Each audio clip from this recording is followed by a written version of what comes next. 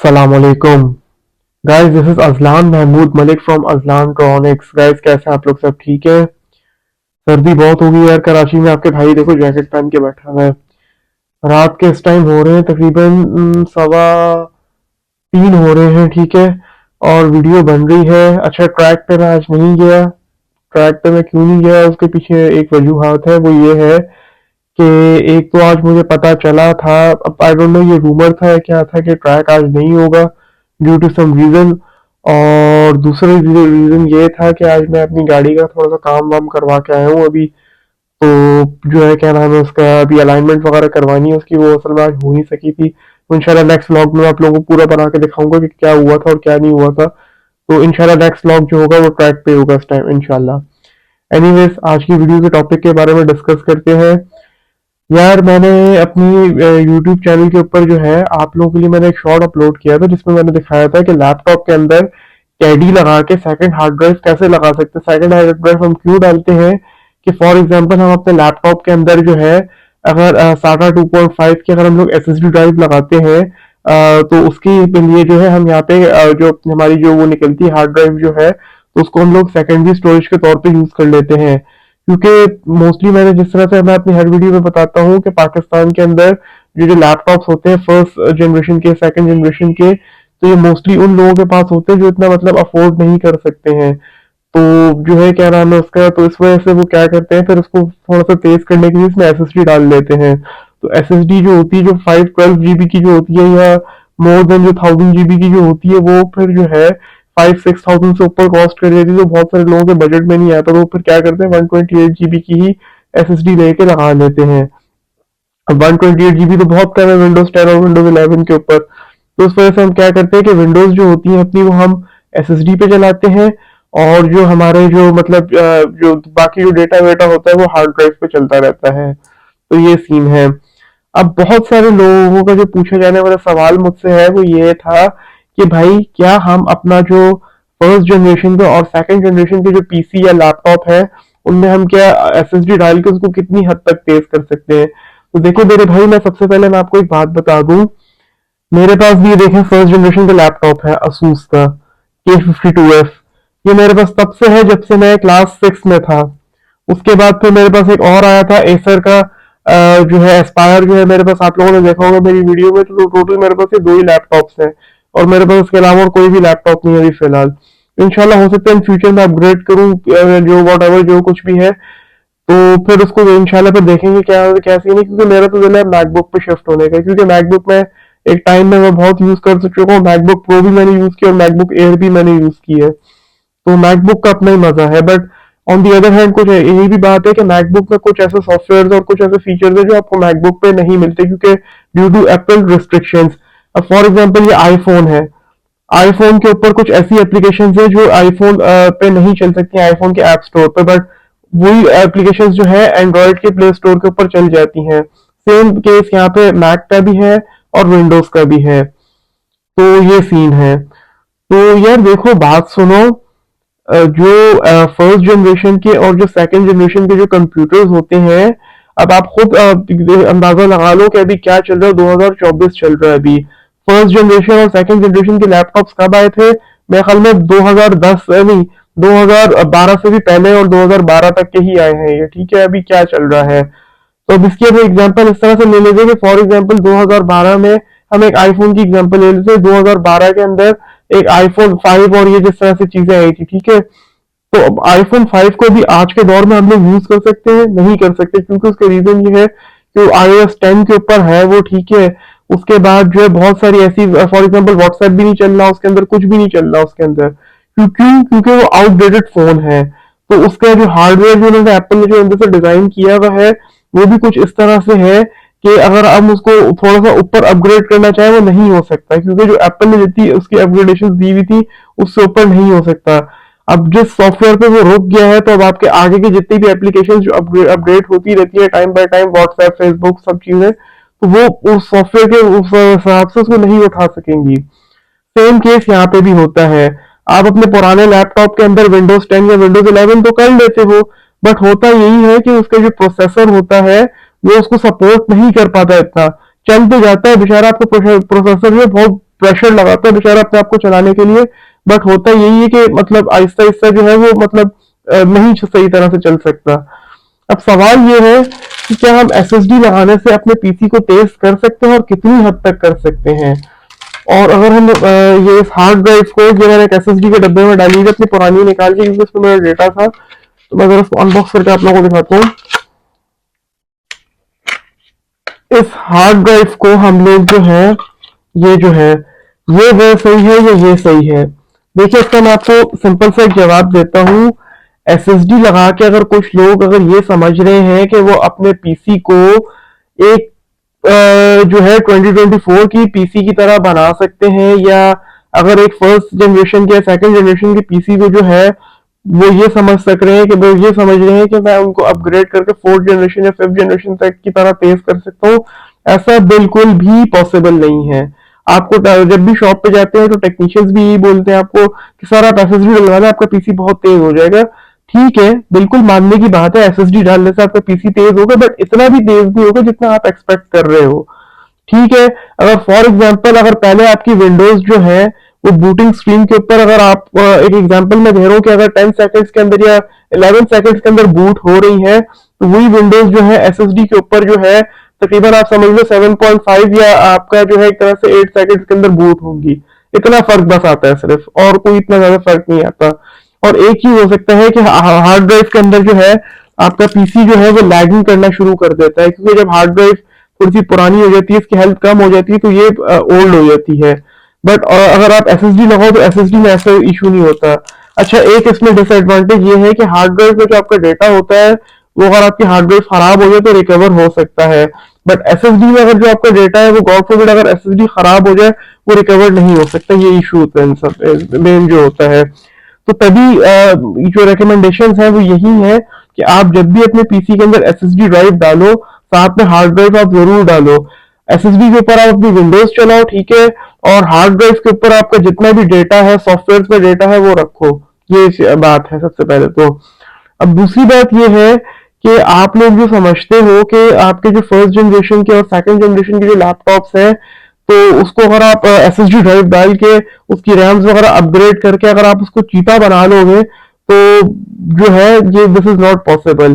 क्योंकि होगा ये कि अगर आप उसके प्रोसेसर पे उसकी औकात से ज्यादा अगर आप वेट डालोगे, प्रोसेसर हीटअप होता रहेगा, उसके बाद होगा क्या, प्रोसेसर खराब हो जाएगा। प्रोसेसर खराब होगा या जीपीयू खराब होगा, ग्राफिक प्रोसेसिंग यूनिट जो होता है आपका। क्योंकि मैं मेरे साथ हो चुका है। मेरे पास जो मेरा एसर का जो लैपटॉप है वो एस्पायर जो उसका एक मदरबोर्ड में उड़ा चुका हूँ। उसके साथ मैंने क्या किया था, उसके अंदर मैंने जो है एसएसडी भी डाल ली थी, मैंने रैम्स भी अपग्रेड कर ली थी, i3 से उसका i5 पे प्रोसेसर भी मैंने अपग्रेड कर लिया था फर्स्ट जनरेशन की, क्योंकि फर्स्ट जनरेशन के जो बोर्ड होते हैं वो सेकंड जनरेशन को सपोर्ट नहीं करते हैं। तो मैंने उसका प्रोसेसर भी अपग्रेड कर लिया, सब कुछ कर लिया। मैंने उसके साथ क्या किया, मैंने उसके ऊपर चलाने की कोशिश की थी सॉलिड वर्क्स। सॉलिड वर्क्स जो इंजीनियर्स मेरी जो वीडियो देख रहे हैं आपको वो समझ सकते होंगे सॉलिड वर्क्स किस किस्म का सॉफ्टवेयर है। मैंने सॉलिड वर्क्स चलाने की कोशिश की, उससे एक दफा मुझे एरर दिया, मैं दोबारा चलाता गया। हुआ ये कि मेरे पीसी के ऊपर एरर आया ब्लू स्क्रीन का, your PC run into a problem. उसके बाद मेरा पीसी बिल्कुल ब्लैक हो गया, लैपटॉप मेरा ऑन करो ऑन नहीं हो रहा। जब उसको मैंने नीचे से खोल के देखा तो उसका प्रोसेसर है, वो प्रोसेसर बिल्कुल उसका एक तरह से जिस तरह से मेल्ट ही उस तरह से ऊपर से हुआ था जहाँ पे उसकी चिप होती है। निकाल दिया प्रोसेसर मैंने, निकाल के जब मैंने i3 का जब मैंने उसमें मैंने डाला वापस, जो पुराना मेरे पास पड़ा हुआ था, लैपटॉप ऑन ही नहीं हो रहा। जब तो मैंने उसको प्रॉपर चेक किया तो उसके ऊपर एक छोटा सा 8 पिन का आईसी लगा होता है जो प्रोसेसर को फीड करता है, वो आईसी खराब हो गया। अच्छा, मैंने पुराने बोर्ड में से मैंने रीगल पे से ढूंढ के मैंने आईसी निकाल के जब उसमें डाला तो वो बोर्ड फर्दर ही डैमेज होता है, फिर मुझे उसका बोर्ड ही चेंज करना पड़ा था। तो ये इशू होता है।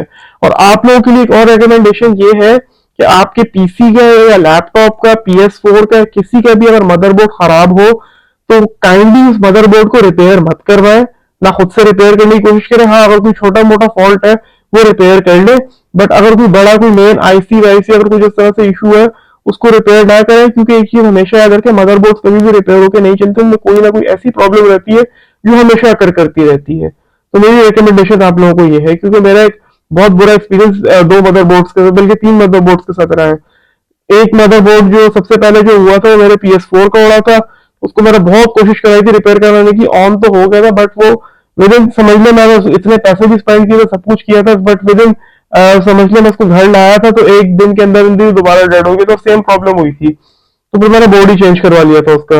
एक मेरा बोर्ड जो खराब हुआ था वो हुआ था मेरे इसका एसर एस्पायर का, जो मैंने अभी आपको सारा इंसिडेंट सुनाया है। और उसके बाद जो नंबर थर्ड पे जो हुआ था मेरे पीसी के मदरबोर्ड के साथ, जो एएमडी वाले मदरबोर्ड के साथ हुआ था। उसकी भी बायोस करप्ट हो गई थी, बायोस को मैंने रीप्रोग्राम करवा के जब मैंने लगाया तो नहीं ऑन हुआ था वो। ये है। अब मैं आपको लास्ट में थोड़ी सी मैं ये टिप्स देना चाह रहा हूँ कि अगर आपका फर्स्ट जनरेशन का या सेकंड जनरेशन का लैपटॉप है, उसको अगर आप फास्ट करना चाह रहे हैं तो आप क्या करें।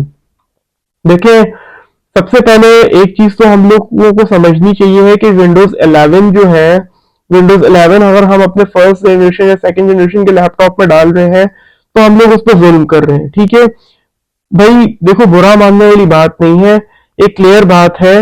अगर आप फर्स्ट जनरेशन पे हो या सेकंड जनरेशन पे तो आप तो बिल्कुल ही विंडोज 11 को भूल जाओ। विंडोज 11 आपके लिए नहीं है। आपके लिए जो मैक्सिमम से भी मैक्सिमम विंडोज है, दोज आर विंडोज 10। विंडोज 10 भी बहुत ज्यादा है उसके लिए, बट फिर भी आप चला सकते हैं क्योंकि विंडोज 10 इतनी हैवी नहीं है। ठीक हो गया। तो अगर आप देखो, अगर आप अनऑफिशियली जो है अगर आप विंडोज 11 करना चाह रहे हो तो मेरे हिसाब से जहां तक, क्योंकि मैं भी एक इंजीनियर हूँ, तो जहां तक मेरा दिमाग कह रहा है, देखो विंडोज 11 के लिए ऑफिशियली तो वो कहते हैं आपको मिनिमम आपके पास 8 जनरेशन होनी चाहिए है। बट अगर आप अनऑफिशियली अगर आप किसी लैपटॉप के ऊपर या किसी पीसी के ऊपर विंडोज 11 आप करना चाह रहे हो तो मैं आप लोगों को ये रेकमेंड करूंगा, कम से कम मिनिमम से भी मिनिमम जो है आप लोगों के पास फोर्थ जनरेशन या फिफ्थ जनरेशन होनी चाहिए। फिफ्थ जनरेशन हो तो फिर भी आपका काम चल जाएगा, फोर्थ जनरेशन पे भी चल जाएगा, लेकिन थर्ड जनरेशन जो है वो भी मर जाती है विंडोज 11 के ऊपर। अगर आप एसएसडी रैम में कुछ भी तो उसने मरना ही मरना है, ठीक है। तो भाई देखो, मेरे हिसाब से आप लोग जो है मिनिमम विंडोज़ 10 यूज़ करो, ठीक है। और अभी कुछ अपग्रेडेशंस मैं आपको अभी आगे चल के बताऊंगा, ठीक है। अब मेरे साथ एक ये सीन ये हुआ था कि देखो, जो थर्ड जनरेशन होती है उसके बाद से बड़े ख़तरनाक लैपटॉप्स आए हैं। उसका होता है कि उसका जो प्रोसेसर होता है वो उसके मदरबोर्ड के साथ सोल्डर्ड होता है, यानी कि वो बॉल्स वाला होता है वो। तो उसका सीन ये होता है कि गॉड फॉरबिड अगर वो ज़्यादा हीट अप हो जाए तो वो बस गया वो फिर। क्योंकि मेरे पास ऑफिस में 3 लैपटॉप्स हैं, एक लेनोवो है और एक मेरे पास जो है डेल का है। उसका प्रोसेसर जो है नीचे से ड्राई हो गया, उसको मैंने लाख कोशिश कर ली, मैंने ब्लोइंग स्टेशन भी लगाया, उसको सब कुछ किया, बट वो नहीं चला वो। मार्केट में तो लेके जाओ तो ऑलरेडी फेंक दे, तो उसको बोलते हैं भाई ये रिपेयर नहीं होगा, मदरबोर्ड ही चेंज कर लो। तो ये देखो, बात ये है कि आप लोग जो है अगर फर्स्ट और सेकंड जनरेशन है उसको कुछ देखो 4 स्टेप्स मैं आपको दूंगा। नंबर 1, आप प्लीज़ विंडोज़ 11 को भूल जाओ, ठीक है। विंडोज़ 11 को छोड़ दो, आप विंडोज़ 10 यूज़ करो अल्लाह का नाम लेके। उसके साथ जो है नंबर सेकंड पे आप अपना प्रोसेसर अपग्रेड करो फर्स्ट जनरेशन पे ही, क्योंकि फर्स्ट जनरेशन का प्रोसेसर कभी भी सेकंड जनरेशन पे नहीं जा सकता। अगर आपका i3 है तो आप i7 पे चले जाओ, i5 भी कर सकते हो, और मतलब i3 से आप 7 तक आप जा सकते हो, कोई मसला नहीं है। फर्स्ट जनरेशन पे ही, सेकंड पे नहीं जा सकते हो, ठीक है। उसके बाद आप अपनी रैम्स अपग्रेड करो। अगर आपके पास लैपटॉप है तो आप जो है 8 GB की रैम से ऊपर मत जाओ, ठीक है। आप 4 GB की 2 रैम यूज़ करो और कोई अच्छी सी कंपनी की एसएसडी ख़रीदो। देखो, बाज़ लोग ये समझते हैं कि रैम्स अपग्रेड करके जो है ना, मतलब बहुत एक्स्ट्रा रैम भी लगा लेते तो समझते हैं कि पीसी फास्ट हो गया, बट जबकि ऐसा नहीं है। पीसी इनफैक्ट और स्लो होगा, कुछ इश्यूज होते हैं। तो आप बस अगर आपके पास फर्स्ट जनरेशन का लैपटॉप है तो आप 4 GB की 2 रैम लो और काम चलाओ, आराम से चलेगा। एसएसडी ड्राइव जो है चाइना की भी बहुत सारी आती हैं, हिकविजन वगैरह की, सब कुछ वो मत लो। आप कोई एक ही दफ़ा खर्चा करके अच्छी सी एसएसडी ड्राइव लो। अब वो अलग बात है कि कुछ लोगों की रेंज में जो है हाई कैपेसिटी की एसएसडी ड्राइव नहीं आती। आप सिंपली जो है 128 GB की भाई एसएसडी ड्राइव लो, ठीक है। और जो है क्या नाम है उसका, कोई अच्छी सी कंपनी की लो एक ही दफ़ा खर्चा करके, एंड डेट्स ऑल, ठीक है। ये करो आप। उसके साथ आप ये एक अपना काम करो कि जो है क्या नाम है, जो मैंने स्टेप्स बताया आप उसको फॉलो करो यार। देखो, विंडोज़ 10 पे रहो, विंडोज़ 10 कोई इतनी भी बुरी नहीं है। बहुत सारे प्रोग्रामर्स, गेमर्स और इंजीनियर्स जो हैं वो अब स्टिल वो विंडोज़ 10 यूज़ कर रहे हैं। और भाई मैं आपको एक चीज़ बताऊं, देखो बहुत सारे लोग हो सकते हैं शायद मेरी बात को गलत भी समझें और थोड़ा उनको बुरा भी लगे। विंडोज़ 10 में और विंडोज़ 11 में कोई भी इतना ख़ास फ़र्क नहीं है, कोई भी। सिर्फ एक में 2-3 फ़र्क है विंडोज़ 11 में। एक तो सबसे पहले इसका जो विजुअल इंटरफेस जो है, यानी जो इसकी डेस्कटॉप स्क्रीन है वो थोड़ी सी चेंज है, ठीक है। थोड़े 2-3 और फीचर्स हैं जो कि चेंज है, बाकी कुछ भी चेंज नहीं है। विंडोज़ 11 जो है उसमें अभी भी बहुत सारे बग्स वगैरह हैं जो कि फ़िक्स नहीं किए गए हैं। विंडोज़ 10 बिल्कुल क्लियर है, बहुत जितने भी बड़े-बड़े गेमर्स हैं वो यूज़ करते हैं। इंजीनियर्स जो हैं वो अपने डिफरेंट टाइप के जो सॉफ्टवेयर्स हैं, ऑटोकैड हो गया आपका, सॉलिडवर्क्स हो गया, वो चलाते हैं। गेमर्स इतनी हैवी किस्म की गेम्स खेलते हैं, तो क्या हो गया यार अगर आप विंडोज़ 10 यूज़ करो, कुछ भी नहीं होता। तो मैं यही कह रहा हूँ भाई, अपने पुराने पीसीज़ जो हैं उसके अंदर आप आराम से विंडोज़ 10 डालो, अपनी भी लाइफ़ ईज़ी करो, अपने पीसी की भी लाइफ़ ईज़ी करो, क्यों प्रोसेसर बेचारे पे खामखा इतना लोड डाल रहे हो? बस ये सीन है। तो उसको जो है थोड़ा-सा समझ लो, और जो है क्या नाम है उसका, उसका अपने पीसी के ऊपर भाई मैं फिर कहूँगा इतना ज़ुल्म मत करो। अगर तो विंडोज़ 11 चाहिए तो फिर थोड़ा-सा खर्चा करो, करके जो है फिर 5th या 4th या 5th जनरेशन के ऊपर अपग्रेड कर लो अपने आप को। अगर नहीं है तो पुराना पीसी जो फर्स्ट जनरेशन उसको चलाओ, आराम से चलेगा वो।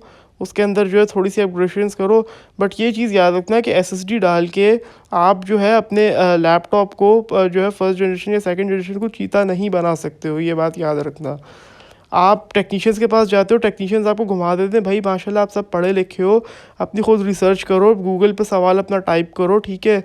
कुछ नहीं समझ आ रहा है, चैट जीपीटी से पूछो, फिर उसके बाद आप टेक्नीशियन से, क्योंकि बहुत सारे लोग हार्डवेयर पे इतने स्ट्रॉन्ग नहीं होते, उनको डर होता है उनकी मशीन डैमेज ना हो जाए, कुछ इस तरह से ना हो जाए।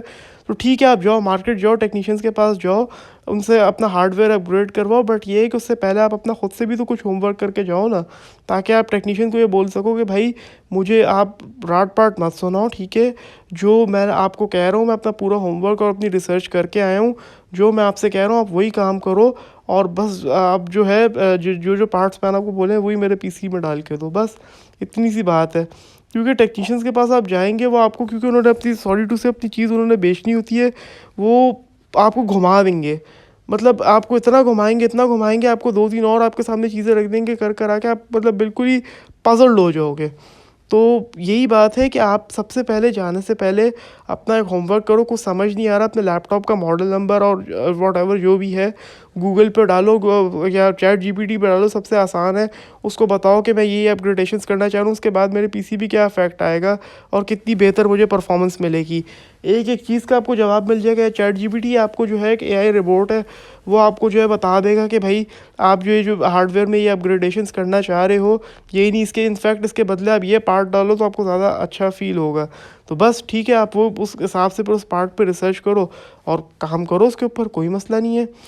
बाकी ये है कि इंशाल्लाह कोशिश करूँगा कि मैं वीडियोज़ जो है मैं बनाता रहूँ, ठीक है? और आप लोगों को मैं थोड़ा-सा जो है जितना मेरे अंदर नॉलेज है मैं आप लोगों को लिटरेट करता रहूँ, आप लोगों की हेल्प करता रहूँ। इसी तरह से चलता रहेगा इंशाल्लाह। और बाकी अपना बहुत सारा ख़्याल रखना, दुआओं में याद रखना। अल्लाह हाफ़िज़, फिर मिलेंगे किसी न्यू वीडियो में।